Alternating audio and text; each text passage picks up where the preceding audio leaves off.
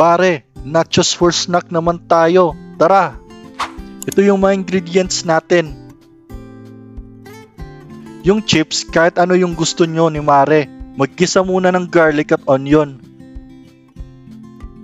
Tapos, ilagay na yung giniling na pork. Igisa lang, tapos maglagay ng carrots. Tapos, mag-season ng salt at pepper. Maglagay na din ng bell pepper. Maglagay ng tomato paste, tapos ihalo.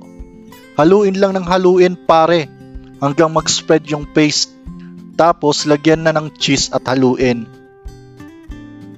Ilagay na din yung spring onion. Lutuin pa ng 1 minute, tapos okay na yung ginisang ground pork. Mag-prepare na ng chips, corn at yung ground pork. Lagyan ng cheese, tapos mag-movie na kayo ni Mare. I love it!